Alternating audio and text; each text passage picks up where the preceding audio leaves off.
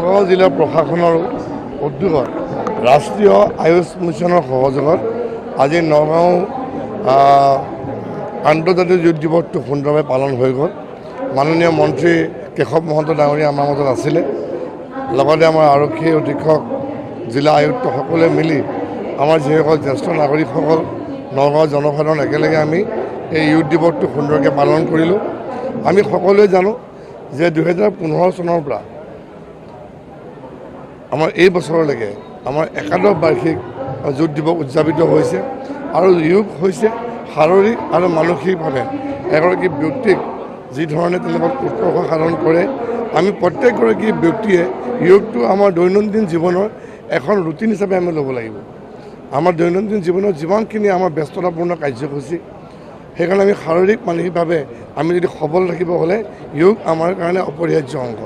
আৰু সেইকাৰণে আজি এটা সজাগতা দিন।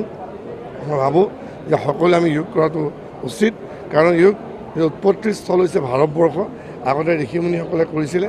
গতিকে আজিৰ তাৰিখত দেখা পালে যদি আমি চাওঁ, মাননীয় প্ৰধানমন্ত্ৰী নৰেন্দ্ৰ মোদী ডাঙৰীয়াই যিধৰণে বিশ্বত ইয়াৰ প্ৰসাৰৰ ক্ষেত্ৰত যিধৰণে কাম কৰি গৈছে, আজি বিশ্বই আদৰি লৈছে যোগক। আৰু মই পুনৰবাৰ কৈছোঁ যে যোগ অকল আজি আন্তৰ্জাতিক আজি যোগ দিৱস হিচাপে আজি নহয়, প্ৰত্যেকটো দিনতেই প্ৰতিগৰাকী ব্যক্তি যোগ কৰাটো যথেষ্ট দৰকাৰী, কাৰণ আমাৰ যোগে এগৰাকী ব্যক্তি সকলো ফালৰ পৰা আগবঢ়াই নিব পাৰে। গতিকে আজি এই দিনটো সকলোকে মই শুভেচ্ছাও জনাইছোঁ, সকলোকে প্ৰতিদিনে যোগ কৰি যাবৰ কাৰণে মই আহ্বান জনাইছোঁ। একাদশ আন্তঃৰাষ্ট্ৰীয় যোগ দিৱস এইবাৰৰ আমাৰ মূল মন্ত্ৰটো হৈছে এক বিশ্ব এক স্বাস্থ্যৰ বাবে যোগ। For one health, for one earth, one health.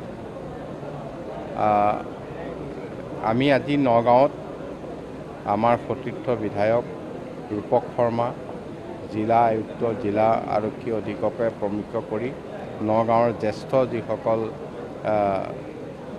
আমাৰ বিশিষ্ট ব্যক্তি আৰু এই ক্ষেত্ৰত বিভিন্ন সংগঠন, ছাত্ৰ ছাত্ৰী সকলোৱে এই যোগ দিৱসত অংশগ্ৰহণ কৰিলোঁ। আৰু আমি যোগক আজি মাননীয় মুখ্যমন্ত্ৰীয়ে বাক্সাৰ পৰা কেন্দ্ৰীয় যোগ দিৱসত যোগদান কৰিছে আৰু ক্ৰমান্বয়ে আমাৰ মাজত যোগক জনপ্ৰিয় কৰি তুলিবলৈ চৰকাৰে বহু ধৰণে ব্যৱস্থা গ্ৰহণ কৰিছে। আৰু যোগে আমাৰ ভাৰতীয় যিটো পৌৰাণিক ব্যৱস্থা, ইয়াৰ দ্বাৰা আমাৰ সুস্বাস্থ্যৰ সকলো অধিকাৰী হ'ব পাৰিব।